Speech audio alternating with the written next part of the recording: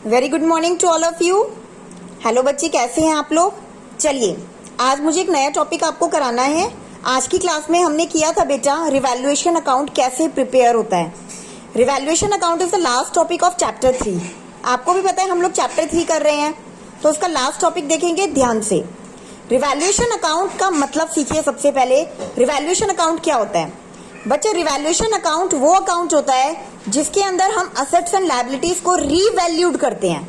Ma'am, revalued का मतलब क्या होता है बेटा। रीवैल्यू करने का मतलब है, फॉर एन एग्जांपल, आपने आज एक बाइक खरीदी। वो बाइक थी 70,000 की। आपने उसे 6 मंथ्स के लिए यूज किया और 6 महीने बाद आप चाहते हैं मैं वो बाइक को बेच दूं, तो आप क्या करेंगे। आप पहले उसकी रीवैल्यूड करेंगे। क्या करेंगे कि वो बाइक अगर आज फॉर एन एग्जांपल 60,000 की है, तो फिर वो बाइक आने वाले टाइम पे कितने की होगी। 6 महीने बाद उसकी वैल्यू रह जाएगी 55,000। तो इसका मतलब आपकी बाइक 60,000 55,000 हो गई है। तो बेटा यही होता है आपका रीवैल्यू करना। That is a revalue of any asset. तो इसीलिए हमें यही अकाउंट बनाना है। अब बात आती है कि इस अकाउंट को बनाया क्यों जाता है।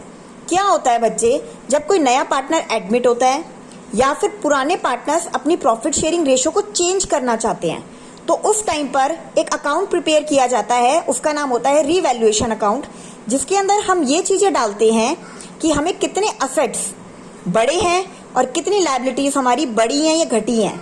मतलब कितने असेट्स एंड लायबिलिटीज की वैल्यू इंक्रीज हुई है या डिक्रीज हुई है। और इस अकाउंट के अंदर हम इन्हीं असेट्स की और लायबिलिटीज की रीवैल्यूएशन को रिकॉर्ड करते हैं। असेट्स एंड लायबिलिटीज को रिकॉर्ड करने का मतलब समझेंगे। असेट्स एंड लायबिलिटीज को रिकॉर्ड करने का मतलब होगा बच्चे, हमें इस अकाउंट के अंदर अच्छी अच्छी बातें क्रेडिट साइड डालनी है और बुरी बुरी बातें डेबिट साइड डालनी है। Now the question is, ma'am ये अच्छी बातें क्या होती हैं और बुरी बातें क्या होती है। कोई बात नहीं बेटा, मैं बताऊंगी आपको। अच्छी अच्छी बातें बिजनेस में होंगी असेट्स का बढ़ना, लायबिलिटीज का कम होना, या आपको बाद में पता लगा ओ वाओ हमारे बिजनेस में तो कोई अनरिकॉर्डेड असेट था, हमें तो पता ही नहीं था। तो ये तो बड़ी अच्छी गुड न्यूज है आपके लिए। तो ये भी आपके लिए अच्छी अच्छी बातें हो गई। तो 3 अच्छी बातें हैं आपके लिए, असेट का बढ़ना, लायबिलिटीज का कम होना और कोई भी ऐसा असेट जो आपको पता नहीं था पहले, अब वो आपको पता चला है। नाउ टर्न टू बुरी बुरी बातें।